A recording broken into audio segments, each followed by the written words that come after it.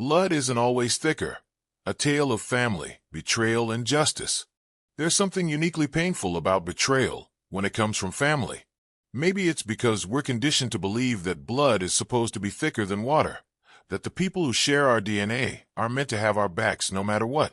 I used to believe that too.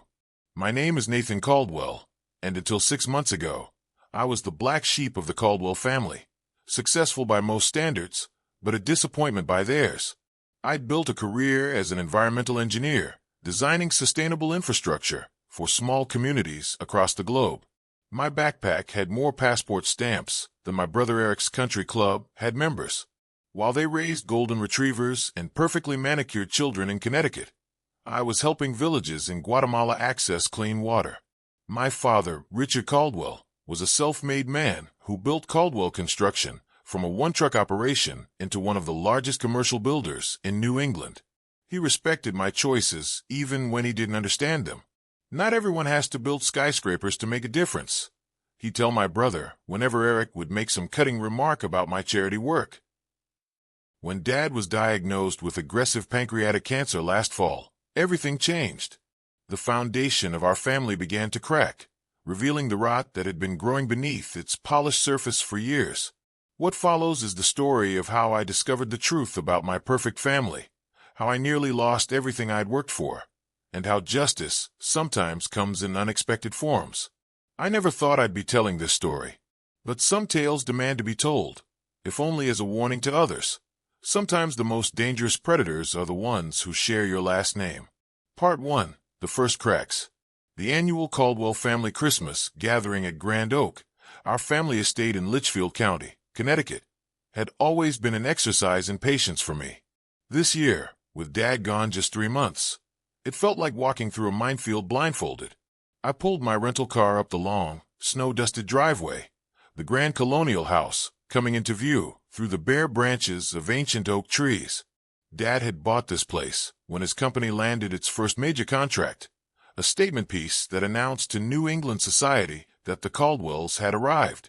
Now my mother, Eleanor, rattled around in it alone, or so I thought. I was exactly on time, 11 a.m. as instructed in Mom's formal invitation. Yet when I entered through the heavy front door, the scene that greeted me suggested I was hours late. The massive Christmas tree in the foyer was surrounded by torn wrapping paper. The dining room table had been cleared of breakfast dishes, and the scent of coffee had faded to a memory in the air. "Nathan, you made it." Mom emerged from the kitchen, perfectly coiffed as always, her cashmere sweater matching the blue of her eyes. Her hug felt stiff, practiced, like she was embracing a distant acquaintance rather than her youngest son. "Traffic from the airport wasn't bad," I offered, hanging my coat in the closet. "I see everyone started without me." "Oh, well, the children were so excited about their presents," she said vaguely, referring to my niece and nephew, Madison and Tyler. "Eric and Vanessa have been here since last night." That was news to me. The invitation had clearly stated Christmas Day, not Christmas Eve. I followed Mom through to the great room, where Eric sat manspreading on Dad's favorite leather chair, tumbler of scotch already in hand despite the early hour. His wife Vanessa barely looked up from her phone, perfectly manicured nails, tapping away at the screen. Uncle Nate. Tyler, my 13-year-old nephew, jumped up from the floor, where he'd been setting up some elaborate gaming system. Unlike his parents, his enthusiasm seemed genuine. "Check this out. It's the new PlayStation Pro. It's not even officially released yet, but Dad pulled some strings." "That's awesome, buddy," I said, giving him a fist bump. Madison, 16, and already perfecting her mother's aloof demeanor, offered a cool nod from her position on the couch. "Don't bore Uncle Nathan with your video games," Eric cut in. "He probably doesn't understand these things anyway. Too busy saving tadpoles in some swamp, right?" The dig wasn't subtle. I'd done well for myself, built a solid reputation in my field, and my consulting firm was thriving. But in the Caldwell family hierarchy, if you weren't building physical monuments to capitalism, you might as well be finger painting. "Actually, we just finished a major project bringing sustainable water systems to 3 communities in Namibia," I replied evenly. "The technology's fascinating, uses local materials and—" "Fascinating," Eric interrupted, checking his watch. Mom, when's lunch? I've got a call with Tokyo at 3. Mom fluttered off to check on lunch, and I took a seat near Tyler, who eagerly showed me his new games.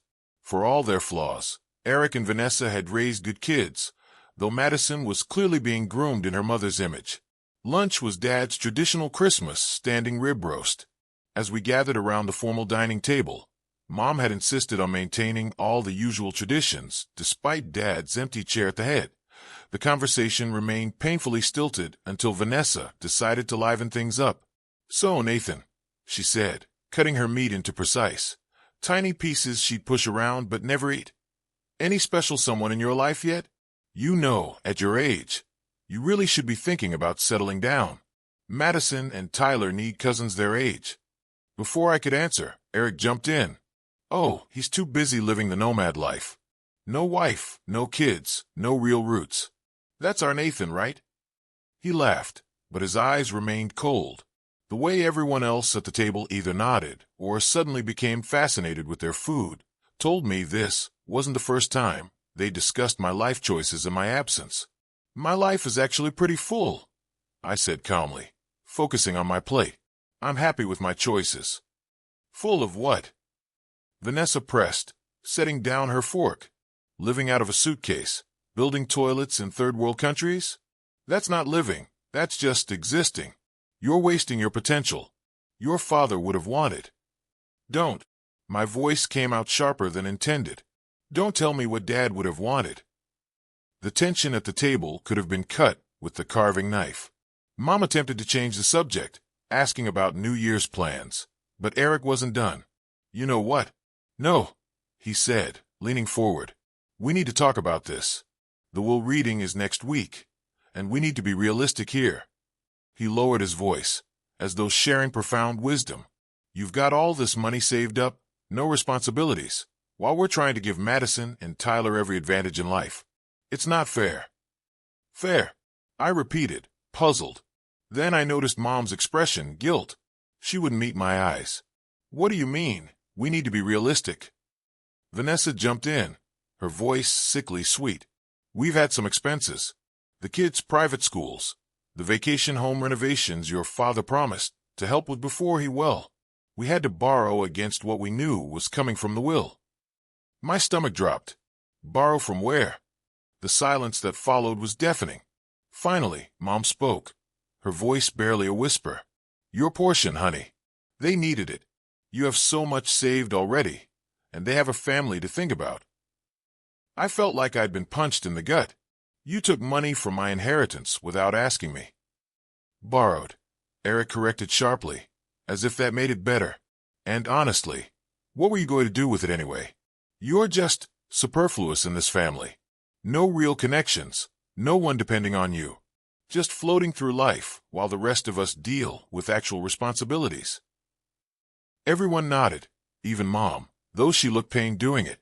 The only ones who looked uncomfortable were Tyler, who had stopped eating and was staring at his plate, and surprisingly Madison, whose confident facade had slipped to reveal a troubled frown. I stood slowly, my chair scraping against the hardwood floor.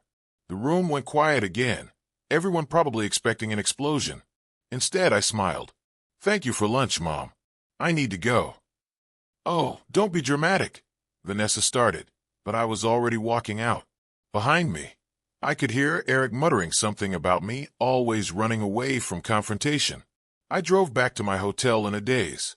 By the time I reached my room, my phone was already lighting up with messages. Most were from Mom, saying we needed to talk things through as a family. One was from Eric telling me to man up and face reality. I ignored them all and called Dad's lawyer, Raymond Wilson, and left a message. Tomorrow morning, I was going to find out exactly what they meant by borrowing from my inheritance. The most disturbing part was thinking back to Dad's last conversation with me, just a week before he passed. He'd made me promise to look after the family, but also to stand my ground. At the time, I thought he was just rambling from a pain medication. Now I was wondering if he'd been trying to warn me. Part 2, The Paper Trail. When Raymond Wilson's secretary ushered me into his wood-paneled office the next morning, the lawyer didn't seem surprised to see me. In fact, he looked like he'd been expecting my call. Nathan, he said, rising from behind his imposing desk to shake my hand. I've been wondering when you'd contact me. Your father left specific instructions about this situation. The way he said situation sent a chill down my spine. Raymond, a contemporary of my father's, who had handled the Caldwell family's legal affairs for decades, pulled out a thick folder from his desk drawer. Richard was a perceptive man, more perceptive than people gave him credit for. He laid out a series of loan documents, all bearing my name. My signature had been forged on at least 8 different papers over the past year. Each one had withdrawn money from my portion of the inheritance, which Dad had apparently left in a trust rather than as a direct bequest. The total amount made me feel physically ill. $420,000. These aren't even good forgeries, I said quietly, studying the crude approximation of my signature. No, Raymond agreed. They didn't need to be. No one was checking until now. But the loan documents were just the beginning.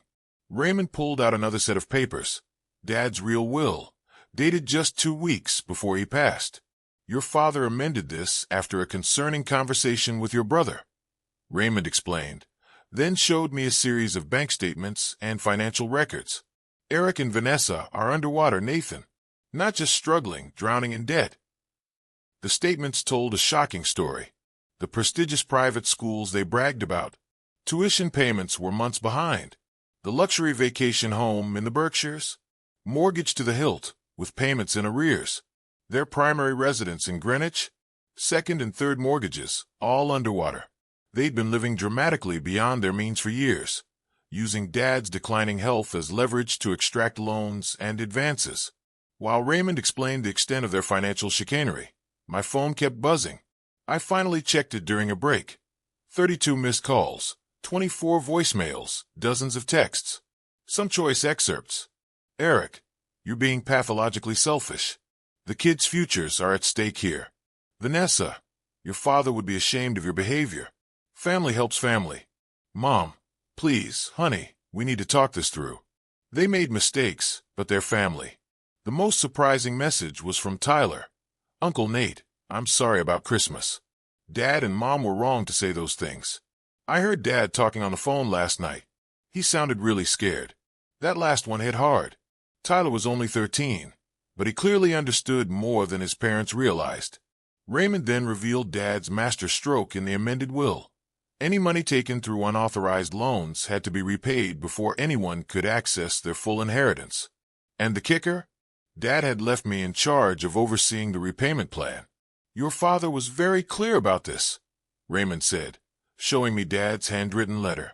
It read, Nathan understands the value of both money and responsibility better than anyone gives him credit for.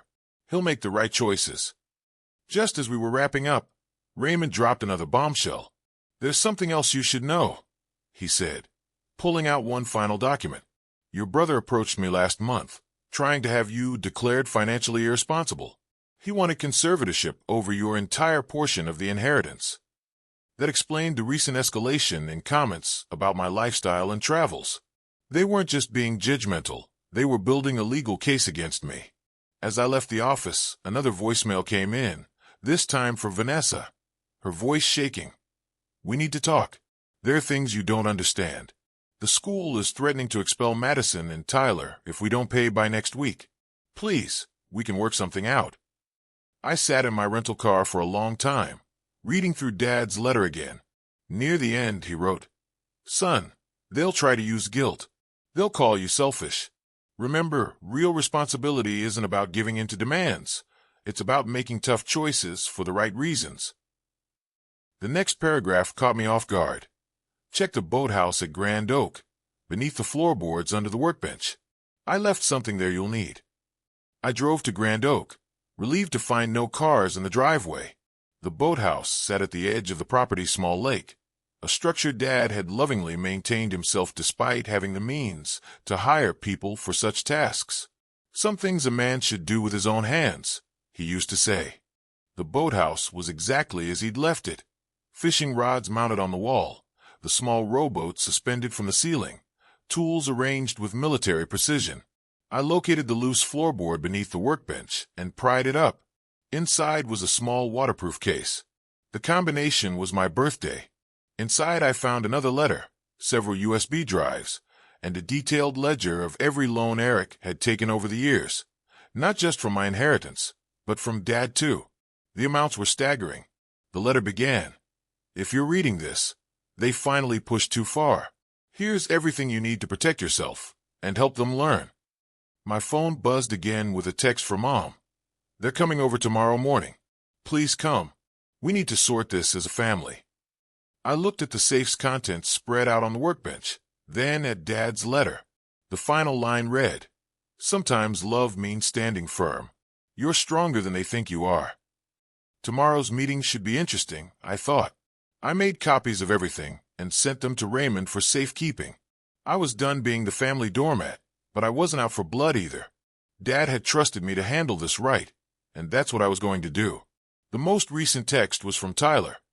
"Are you coming tomorrow? I hope you do. Someone needs to tell them the truth." Out of all the messages, that was the one I chose to focus on. Part 3. The Confrontation.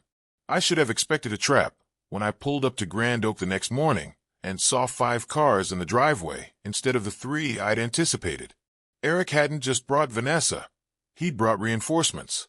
In the great room, arranged like some kind of family tribunal, sat our Aunt Caroline, Mom's sister, Uncle William, Dad's brother, family friend Robert Jenkins, who happened to be a financial advisor at Merrill Lynch, and Cousin Patrick, a corporate attorney. All people who had benefited from the Caldwell family's generosity over the years, particularly Eric's.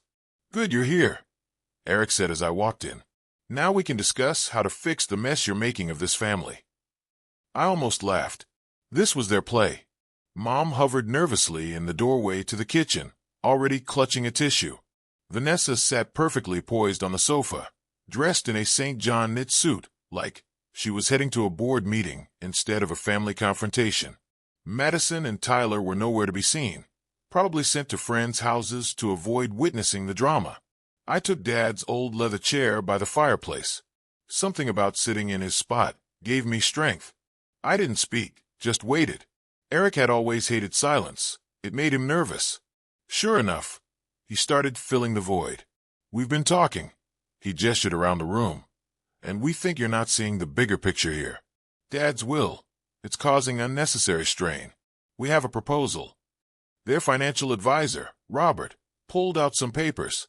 That's when I noticed the logo. It was from the same firm that managed the mortgage on Grand Oak. Interesting. The proposal was exactly what you'd expect. They wanted to restructure the inheritance so they get immediate access to their full portions, plus temporary management of my share to help administer family assets more efficiently. In return, they'd set up a repayment plan for the loans, starting in 5 years. I let them finish their pitch, then pulled out Dad's ledger. "Before we go further," I said calmly, "let's talk about Windward Point." The room went dead silent. Aunt Caroline suddenly found her coffee fascinating. For context, Windward Point was Dad's commercial property in Boston's Seaport District, 3 floors of prime office space, fully paid off, bringing in substantial rental income. He'd left it to Mom in the will. At least that's what everyone thought. "Windward Point isn't relevant here," Eric said quickly. Too quickly. I opened the ledger to a marked page. "Really? Because according to this, you took out a second mortgage on it 8 months ago. Used Mom's power of attorney while Dad was in the hospital. Did you tell her about that, Eric?" Mom's tissue fell to the floor. "What is he talking about?" "It was temporary." Vanessa jumped in. "We needed capital for an investment opportunity. It's all under control." "Under control?" I turned to Robert. "Is that why the property is in pre-foreclosure?" That's when Mom started crying. Not quiet tears, but deep, harsh sobs that made everyone flinch. "Windward, Richard and I bought that before you were born," she gasped between sobs. "Our retirement plan." Eric shot me a look of pure hatred. "You had no right to go digging into private family matters." "Private?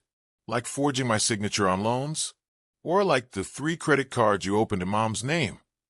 More silence. Robert started gathering his papers. "That's different." Eric's voice had an edge of desperation now. We were protecting the family's interests. You've never understood what that means. You just travel around with no responsibilities while we lost over $1 million in risky tech startups. I cut in. Borrowed against every asset you could find. Emptied Madison and Tyler's college funds. Vanessa stood up suddenly. You sanctimonious little. You think you're so perfect? At least we're trying to build something. What do you have? Empty apartments in different countries? Photos of places nobody cares about? I have no debt, I said quietly, and I have Dad's trust. That's when a small voice came from the doorway. Is it true about our college accounts? Everyone turned. Madison stood there, tall and poised in her school uniform, Tyler half hidden behind her. They must have been listening from the hallway. Honey, go to your room. Vanessa started, but Madison cut her off. I recorded everything, she said, her voice surprisingly steady as she held up her phone. From the start, Uncle Nathan wasn't lying about them stealing, was he? The next few minutes were chaos. Vanessa crying, Eric yelling, Mom still sobbing about Windward Point. Aunt Caroline and Uncle William slipped out during the confusion. Robert handed me his card before leaving, whispering, I've been trying to warn them about their spending for years. Madison and Tyler came and sat on either side of me, a silent show of solidarity that felt more significant than anything else that had happened. Madison, who had always seemed like a carbon copy of her mother, now looked at me with clear eyes that reminded me of Dad. Finally, when everyone had shouted themselves hoarse, I pulled out the last document, Dad's amended will with the repayment conditions. Here's what's going to happen, I said. Windward Point goes into immediate trust management to stop the foreclosure. All credit cards in Mom's name are canceled. Madison and Tyler's remaining college funds are frozen in new accounts that only they can access at 18. And you too. I looked at Eric and Vanessa. Start mandatory financial counseling next week. Or what? Eric spat. Or I take this folder of forged documents to the district attorney. Fraud, identity theft, elder abuse, take your pick. More silence. Mom finally spoke up, her voice rough from crying. Windward, can it be saved? Yes, I assured her. Dad left enough in the estate to cover it. But Eric and Vanessa have to agree to the terms. All of them. I passed out copies of the repayment plan. As they read, my phone buzzed. A text from Raymond. Your father would be proud. Meeting tomorrow to finalize everything. Before anyone could argue further, Tyler spoke up. Just sign it, Dad. Please. I don't want to have to show everyone at school what you really did. Eric's face went pale at the realization that his own son had evidence against him. Vanessa signed first. Eric followed, his hand shaking with either rage or shame. Probably both. As I drove back to my hotel, the messages started flooding in. Threats from Eric, tearful apologies from Mom, and a long text from Madison asking if she and Tyler could come stay with me for a few days until things calmed down. Tomorrow we'd meet with Raymond to make everything official, but something told me this wasn't over. Eric was too proud, Vanessa too desperate, and there were decades of family dynamics to untangle. At least now everyone knew the truth, even if they didn't want to hear it. Part 4, Justice. It's been 3 months since my last update, and I've waited to write this until everything was finalized.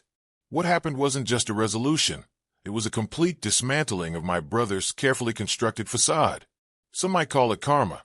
I call it justice. The morning after our family meeting, Eric made his fatal mistake.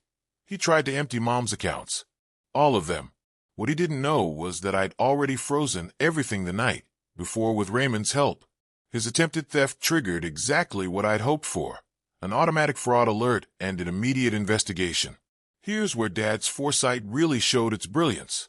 Those USB drives he left in the boathouse. They contained years of recorded conversations. Dad had been documenting everything. Every loan request, every lie, every manipulation. The last recording was from his hospital bed. Eric desperately trying to get him to sign over power of attorney while heavily medicated. Raymond helped me execute a plan that would have made Dad proud. First, we submitted all evidence of the forged signatures to the relevant authorities. Then we exposed the credit card fraud and identity theft. The look on Eric's face when investigators showed up at Caldwell Construction's executive offices was apparently priceless. One of his colleagues emailed me the security footage. Vanessa tried damage control, calling everyone in their social circle with tales of how I was destroying the family. But then Robert, their financial advisor, presented evidence that they'd been running a small investment scam among their country club friends, promising returns they never delivered. Their social circle turned on them faster than sharks smelling blood. The private school situation resolved itself in the most ironic way possible. Madison, my brave, brilliant niece, had forwarded all her recordings to the school's board of trustees. Not only did they grant her and Tyler emergency financial aid, but they also opened an investigation into the donations Eric and Vanessa had been claiming on their taxes. Spoiler alert, those donations never existed. Mom finally saw their true colors when Eric, in desperation, tried to pin everything on her. He claimed she had authorized all the loans and credit cards. That's when I played my trump card, Dad's final video message, recorded a week before he passed, detailing exactly how Eric had manipulated and stolen from both our parents for years. The aftermath has been swift and comprehensive. A windward point, saved and restructured. Mom's retirement, secured. Madison and Tyler's college funds, not only recovered but substantially increased, thanks to Dad's secret investment account that Eric never knew about. The best part? It had been earmarked specifically for Madison and Tyler since they were born. But the real satisfaction came from an unexpected source. Remember Uncle William, who sat silently during our family meeting? He finally came clean about why he protected Eric for so long. Eric had been blackmailing him with manufactured evidence of an affair. When we exposed that lie, William provided years of emails showing how Eric had systematically manipulated and exploited every family member. The dominoes fell beautifully. Caldwell Construction suspended Eric pending investigation after discovering he'd been embezzling from the company for years. Their country club membership was revoked when it came to light. They'd been charging thousands to other members' accounts. Their Greenwich mansion is in foreclosure. Their social circle has completely ostracized them. 3 of their friends have filed lawsuits over the investment scam. Vanessa's final attempt at redemption backfired spectacularly. She tried to hold a press conference. Yes, really. To paint herself as a victim of circumstances. That's when Madison, my brilliant niece, released the group chat screenshots showing Vanessa actively planning to exploit more family members. They're moving out of their house next week, downsizing to a small apartment across town. Madison and Tyler chose to stay with me temporarily, with full legal backing thanks to Raymond's connections.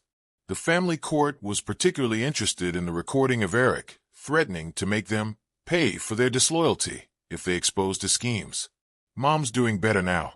Yesterday, she helped me sort through Dad's home office and found a letter he'd written to me years ago. Sometimes the kindest thing you can do for someone is let them face the consequences of their actions. Rock bottom has a way of building foundations for better things. The family dynamics have shifted permanently. Most relatives have cut ties with Eric and Vanessa. Those who haven't are keeping their distance. Mom hosts Sunday dinners now smaller, quieter affairs without the cloud of manipulation hanging over them. The real victory? Madison and Tyler's transformation.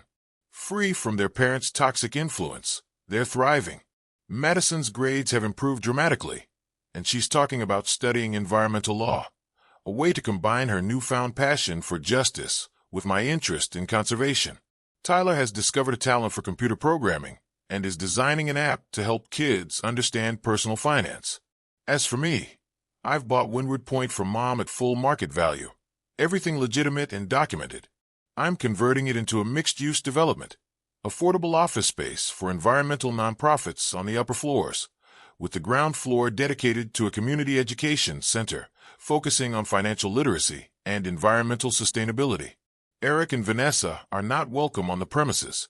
Petty? Maybe. Satisfying? Absolutely. Dad's final message keeps playing in my mind. Son, sometimes love means watching someone lose everything they stole so they can find something real to build on. Eric and Vanessa are facing multiple investigations, civil lawsuits, and complete social isolation. Their house of cards didn't just fall, it imploded. And I made sure to document every moment of its collapse. The family thinks I'm done. They're wrong. I've set up trust funds for Madison and Tyler that Eric and Vanessa can never touch, even after they turn 18. Every penny they stole will be repaid with interest through wage garnishment if necessary. Their reputation in New England society is destroyed, not through rumors or lies, but through the simple exposure of their own actions. Sometimes the best revenge isn't just watching someone fall. It's making sure they can never rebuild their facade again. Madison and Tyler are staying with me through the school year. Last night, Madison asked if we could frame Dad's last letter in the study of the new apartment I've leased near their school. To remind us, she said, that doing the right thing matters more than looking right.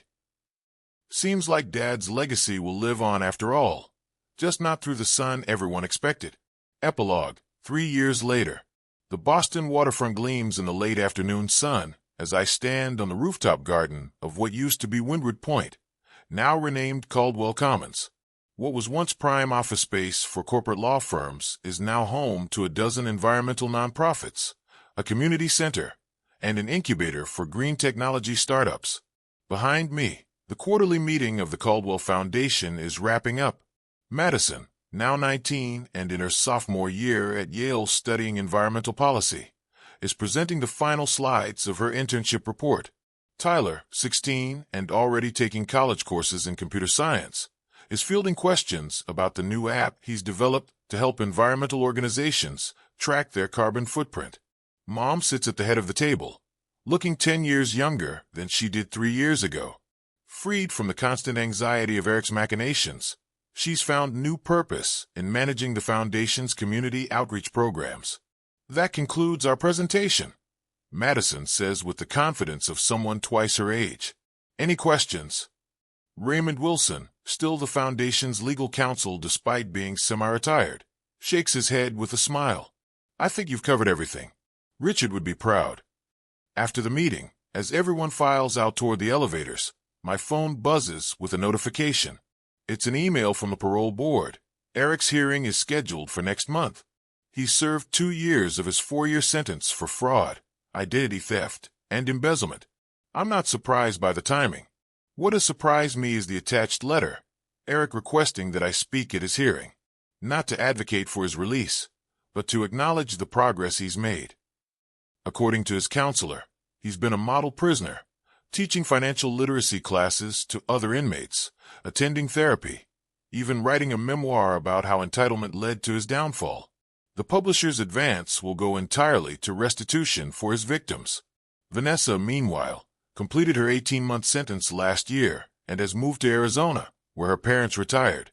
Last I heard, she's working as an office manager at a dental practice, a far cry from her days as the queen of Connecticut society. Everything okay? Madison asks, noticing my expression as I read the email. Your dad's parole hearing is next month. I tell her. He wants me to speak. She takes a moment to process this. Are you going to? I haven't decided yet. Tyler joins us, laptop tucked under his arm. If he's really changed, maybe it's worth hearing him out. People can change, right? Such wisdom from someone so young. Both kids have been in regular therapy since everything happened, processing the complex emotions that come with having parents who betrayed not just the family, but them specifically. We'll see, I say, putting my phone away. Let's not let it overshadow today. The Foundation's doing amazing work, and so are both of you. As we walk toward the elevators, I'm struck by how different things could have been. If Dad hadn't left those clues, if I hadn't stood my ground, if Madison and Tyler hadn't been brave enough to expose their parents' lies, the Caldwell name might now be synonymous with fraud instead of philanthropy. The elevator doors open to reveal the building's lobby, where a portrait of my father hangs beside the Foundation's mission statement, written in his own words. True wealth isn't measured by what you have, but by what you give. True family isn't defined by blood, but by trust. Later that evening, as we gather for dinner at my downtown apartment, a space I now actually live in rather than just visit between projects, I watch Mom laugh at one of Tyler's jokes while Madison sets the table, and I'm reminded of another line from Dad's final letter. The family you choose is sometimes more important than the family you're born into. Choose wisely, son. I think I have. The end.